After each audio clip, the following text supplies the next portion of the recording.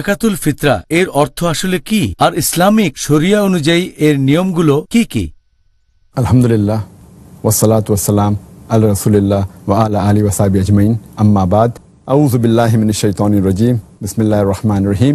রব্বি ইশরাহ লি সাদরি ওয়া ইয়াসসির লি আমরি ওয়াহলুল উকদাতাম মিন লিসানি ইয়াফকাহু কাওলি। জাকাতুল ফিতরা শব্দটার অর্থের ব্যাপারে যদি বলতে হয়, জাকাতের ব্যাপারে আগেও বলেছি, এর মানে বিশুদ্ধ করা বা পরিষ্কার করা, আর ফিতরা মানে রোজা ভেঙে ফেলা। জাকাতুল ফিতরা মানে বিশুদ্ধ কোনো দান রোজা ভেঙে ফেলার জন্য। এখানে আপনাকে কিছু পরিমাণ খাবার দিতে হবে গরিব কোনো মুসলিমকে বা অভাবগ্রস্ত মুসলিমকে। একটা নির্দিষ্ট পরিমাণ খাবার দেবেন খুব গরিব আর অভাবগ্রস্ত মুসলিমকে। আর এ ব্যাপারে যদি নিয়মের কথা বলতে হয়, এটা মুসলিমদের জন্য বাধ্যতামূলক, এটা ফরজ। আর এই হাদিসটা আছে সহিহ বুখারীতে, খণ্ড নম্বর 2, বুক অব জাকাত, হাদিস নাম্বার 1503। আমাদের নবী মুহাম্মদ সাল্লাল্লাহু আলাইহি ওয়াসাল্লাম বলেছেন যে তিনি প্রত্যেক মুসলিমকে নির্দেশ দিয়েছেন, এক সা খাবার দান করো, হয়তো খেজুর অথবা বার্লি, জাকাতুল ফিতরা হিসেবে। প্রত্যেক মুসলিম, দাস অথবা স্বাধীন, পুরুষ অথবা মহিলা, তরুণ বা বৃদ্ধ, এটা ফরজ প্রত্যেক মুসলিমের জন্য, পুরুষ বা মহিলা, তরুণ বা বৃদ্ধ, দাস বা স্বাধীন। এছাড়া আরও একটা হাদিস, এটা আছে সুন্নান আবু দাউদে, খণ্ড নম্বর 2, বুক অব জাকাত, হাদিস নাম্বার 1618। নবী মুহাম্মদ সাল্লাল্লাহু আলাইহি সাল্লাম সব মুসলিমের জন্য জাকাত বাধ্যতামূলক করেছেন।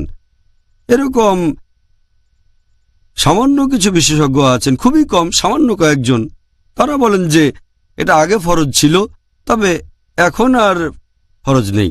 এর ভিত্তি একটা হাদিস, সুন্নান নিসাই, বুক অব জাকাত, হাদিস নম্বর 2509। সেখানে কায়েস ইবনে সাদ ইবনে উবাদা তিনি বলেছেন যে নবী মুহাম্মদ সাল্লাল্লাহু আলাইহি সাল্লাম জাকাতুল ফিতরাকে ফরজ করেছেন জাকাতকে ফরজ করার আগে, আর জাকাত ফরজ করার পরে তিনি আমাদের নির্দেশ দেননি অথবা নিষেধও করেননি জাকাতুল ফিতরা দেব কিনা। তবে আমরা প্র্যাকটিস করেছি। এই হাদিসটার ভিত্তিতে খুব অল্প কয়েকজন বিশেষজ্ঞ বলেন যে মুসলিমদের জাকাত ফরজ হওয়ার পরে জাকাতুল ফিতরাটা ঐচ্ছিক হয়ে গেছে, এটা ফরজ নেই। তবে হাদিসটার কোথাও বলা হয়নি যে এটা ফরজ না। এখানে বর্ণনা দিয়েছেন একজন সাহাবা যে জাকাতের আগে জাকাতুল ফিতরাকে ফরজ করা হয়েছে, তিনি বলেননি যে পরে এটাকে নিষেধ করা হয়েছে। নবী সেই নির্দেশটা আরেকবার দেননি। আর যখন ইবাদতের কোনো কাজকে ফরজ করা হবে, পরে আরেকটা ইবাদতের কাজ যেটার গুরুত্ব হয়তো আরো বেশি, তার মানে এই না যে প্রথম ইবাদতের কাজটা বন্ধ করে দিতে হবে যদি না কোনো এভিডেন্স থাকে। এটার ভিত্তিতে বেশিরভাগ বিশেষজ্ঞ বলেন যে জাকাতুল ফিতরা ফরজ প্রত্যেক মুসলিমের জন্য। দুই দলের পক্ষে কিছু যুক্তি আছে, ইনশাল্লাহ পরে আলোচনা করব। তাহলে সঠিক নিয়মটা হচ্ছে এটা সব মুসলিমের জন্যই ফরজ। জাযাকাল্লাহ খায়ের ডক্টর। এবারে আপনার কাছে আমার প্রশ্ন হলো, এই যে জাকাতুল ফিতরা আমরা দিচ্ছি, এটার পেছনে কারণটা আসলে কি? আমাদের নবী মুহাম্মদ সাল্লাল্লাহু আলাইহি সাল্লাম বলেছেন, এটা আছে সুন্নান আবু দাউদে, খণ্ড নম্বর 2, বুক অব জাকাত, হাদিস নাম্বার 1605। প্রিয় নবী মুহাম্মদ সাল্লাল্লাহু আলাইহি সাল্লাম বলেছেন যে এটা প্রত্যেক মুসলিমের জন্য আবশ্যিক, প্রত্যেক মুসলিমের জন্য ফরজ যে সে জাকাতুল ফিতরা দেবে। তার মানে সাদকা, দান, রোজা ভেঙে ফেলার জন্য অথবা রোজা ভেঙে ফেলার পবিত্রতা রক্ষার জন্য, অসার এবং অশ্লীল বাক্য থেকে, এবং গরিবদের খাওয়ানোর জন্য। আর জাকাতুল ফিতরা দিতে হবে ঈদুল ফিতরের নামাজের আগে অবশ্যই। যদি ঈদুল ফিতরের নামাজের আগে দেন সেটা হবে জাকাতুল ফিতরা, আর যদি ঈদুল ফিতরের নামাজের পরে দেন তাহলে সেটা হবে সাধারণ সাদকা। হাদিস থেকে আমরা জানতে পারি এই জাকাতুল ফিতরা দেওয়ার কারণ, দেওয়ার প্রধান উদ্দেশ্যটা হচ্ছে যাতে করে খুব গরিব মুসলিমরা খাবার খেতে পারে বছরের বিশেষ দিনে, আনন্দের দিনে। ঈদুল ফিতর মুসলিমদের সবচেয়ে বড় উৎসব সারা বছরে, আর সেই কারণে অন্তত এই দিনে প্রত্যেক মুসলিমের ঘরে যথেষ্ট খাবার থাকা উচিত। যারা গরিব তারাও যেন এই দিনে আনন্দ করতে পারে, তাদের যেন খাবার নিয়ে চিন্তা করতে না হয়, আর এটা দান করবে ধনী লোকেরা। 2 নম্বর, এটা দান করা হয় আমাদের রোজাকে বিশুদ্ধ করার জন্য। আমরা যে ভুলগুলো করি, আজে বাজে কথা, অশ্লীল কথা, মিথ্যা কথা বলে, এটা রোজার বিভিন্ন ভুলগুলো থেকে আমাদের শুদ্ধ আর পরিষ্কার করে। 3 নম্বর, এটার মাধ্যমে আল্লাহকে ধন্যবাদ জানাই যে তিনি আমাদের সামর্থ্য দিয়েছেন, পুরো 1 মাস রোজা থাকতে পেরেছি আমরা। আর সবশেষে আমরা রোজা থাকা অবস্থায় যে ছোটখাটো গুনাহ করি সেগুলো থেকে বিশুদ্ধ করে থাকে আমাদের ছোটখাটো গুনাহ আমাদের পুরস্কারটা কমিয়ে দিতে পারে। যাকাতুল ফিতরা দিলে ছোটখাটো গুনাহ পরিষ্কার হয়ে যায়, এতে করে রমজান মাসে যে আমাদের পুরস্কার কমে যাবে সেই সম্ভাবনাটাও কম থাকে। তাহলে জাকাতুল ফিতরা আর একটা উদাহরণ যে ইসলাম ধর্ম আসলে ভারসাম্য বজায় রাখে। আলহামদুলিল্লাহ। ডক্টর জাকির, আপনি কি এই ব্যাপারে বলবেন যে জাকাতুল ফিতরা কি শুধু সেই মুসলিমদের জন্য আবশ্যিক যারা প্রতি হিজরি বছরে জাকাত দেবে, নাকি এটা সব মুসলিমদের জন্য আবশ্যিক? অনেক মুসলিমই এরকম ভাবে যে জাকাতুল ফিতরা দিতে হবে শুধু সেই সব মুসলিমদের যারা জাকাত দেয়। এটা একটা ভুল ধারণা।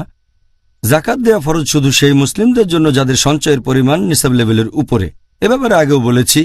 তবে জাকাতুল ফিতরা দেয়াটা প্রত্যেক মুসলিমের জন্যই ফরজ, যদি না সে খুব গরিব হয় অথবা সামর্থ্য না থাকে। তা বাদে এটা সব মুসলিমের জন্যই ফরজ। আমাদের নবী মুহাম্মদ সাল্লাল্লাহু আলাইহি ওয়াসাল্লাম বলেছেন, এটা আছে সহিহ বুখারীতে খণ্ড নম্বর 2 বুক অব জাকাত হাদিস নাম্বার 1503। প্রিয় নবী মুহাম্মদ সাল্লাল্লাহু আলাইহি ওয়াসাল্লাম বলেছেন, তোমরা একসা খাবার দেবে খেজুর অথবা বার্লি জাকাতুল ফিতরা হিসেবে। প্রত্যেক মুসলিম দেবে দাস বা স্বাধীন, পুরুষ বা নারী, তরুণ বা বৃদ্ধ। তার মানে প্রত্যেক মুসলিম হোক দাস বা স্বাধীন, হোক তরুণ বা বৃদ্ধ, হোক পুরুষ বা নারী, সবাই এটা দেবে। জাকাতুল ফিতরা এটা প্রত্যেক জীবিত মুসলিমের জন্যই ফরজ, তবে আবশ্যিক না তাদের জন্য যে এখনো মায়ের গর্ভে আছে, তার জন্য জাকাত দেয়া আবশ্যিক না।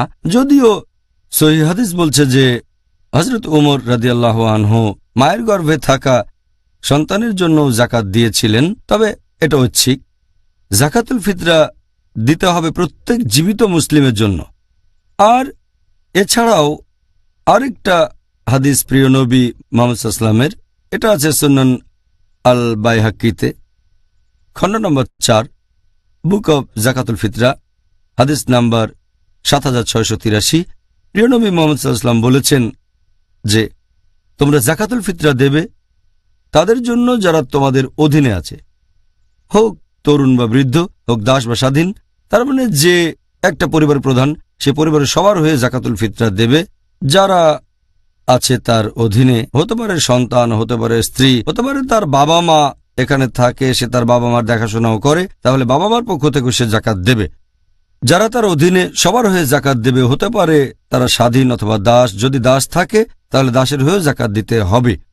তাহলে যার অধীনে অনেক মানুষ আছে, এটা তার দায়িত্ব যে সে সবার জন্য জাকাতুল ফিতরা দেবে।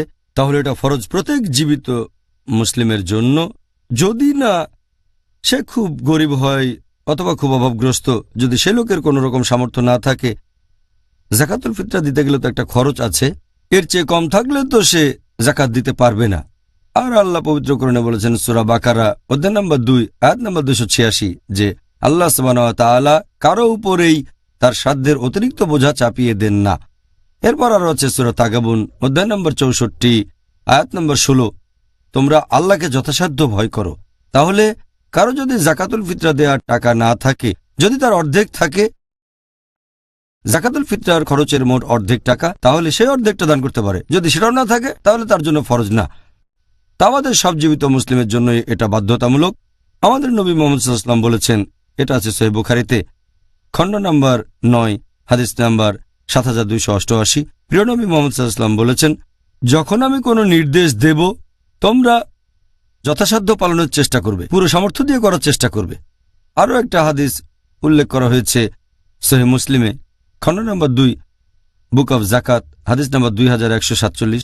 সেখানে আমাদের নবী মুহাম্মদ সাল্লাল্লাহু আলাইহি ওয়াসাল্লাম তিনি বলেছেন, একজন দাসকে জাকাতুল ফিতরা বাদে আর কোনো সদকা দিতে হবে না। একজন দাসকে দান করতে হবে না শুধু জাকাতুল ফিতরা বাদে। আর কিছু বিশেষজ্ঞ বলেন যে অধীনে থাকা দাস অমুসলিম হলেও তার জন্য জাকাতুল ফিতরা দিতে হবে। মতামতটা সঠিক নয়, বেশিরভাগ বিশেষজ্ঞ বলেন এটা ভুল।